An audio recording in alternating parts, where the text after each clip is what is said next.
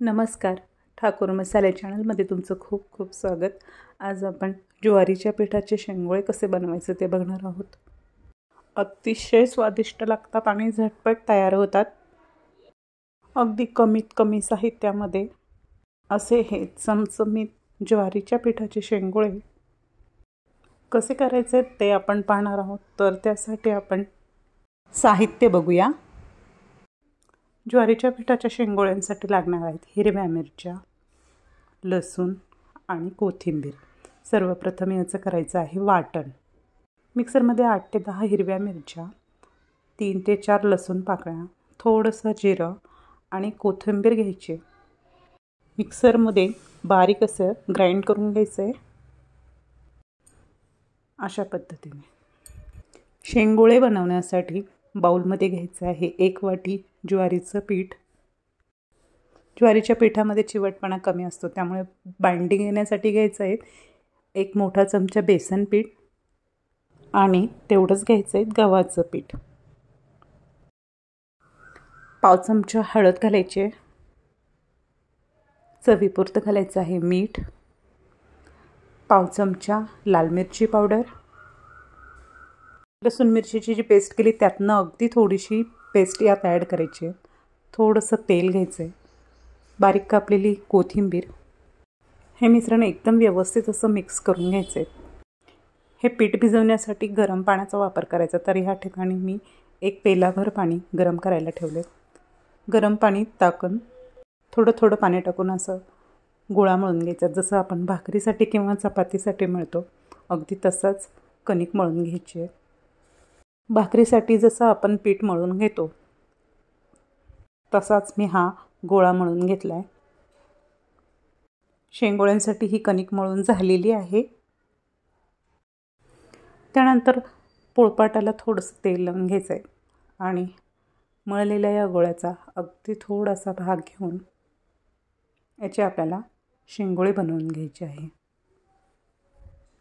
तळहाताच्या साहाय्याने प्रेस करून लांबकोळ असं शेंगोळे बनवून घ्यायचा आणि त्याला आपण असा आकार देणार आहोत. आणि बनल्यानंतर बाजूला हे एका प्लेटमध्ये काढून घ्यायचे. अशाच पद्धतीने सर्व शेंगोळे बनवून मी एका प्लेटमध्ये काढून घेते.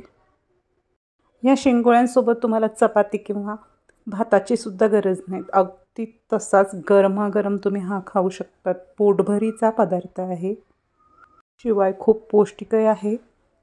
झटपट तयार होतो आणि कमीत कमी साहित्यात तयार होतो. तर सर्व शेंगोळे मी या ठिकाणी बनवून घेतले आहे. गॅसवर कढई तापायला ठेवलेली आहेत आणि त्यामध्ये फोडणीसाठी घ्यायचं आहे अगदी थोडंसं तेल.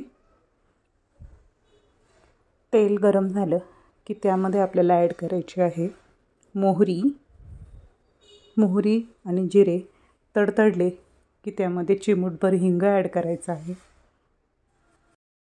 आणि मिक्सरमध्ये केलेली ही लसूण मिरचीची पेस्ट ॲड करायची.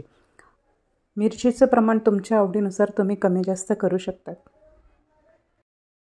1 मिनिटभर मिरची तेलामध्ये छान परतून घ्यायची.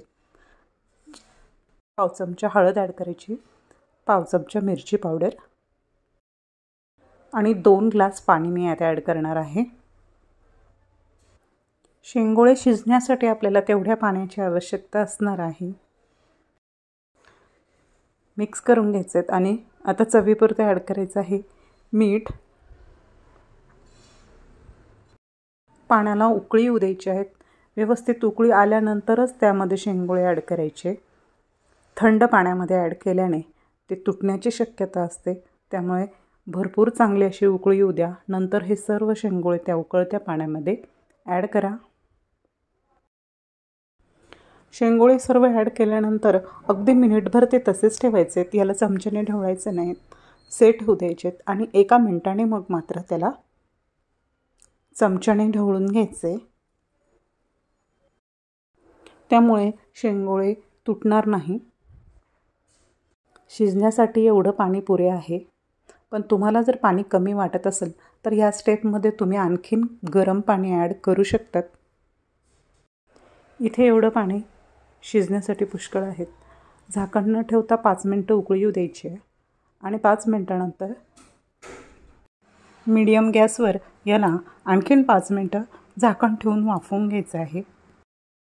5 ते 7 मिनटानंतर चेक करून पाहूया.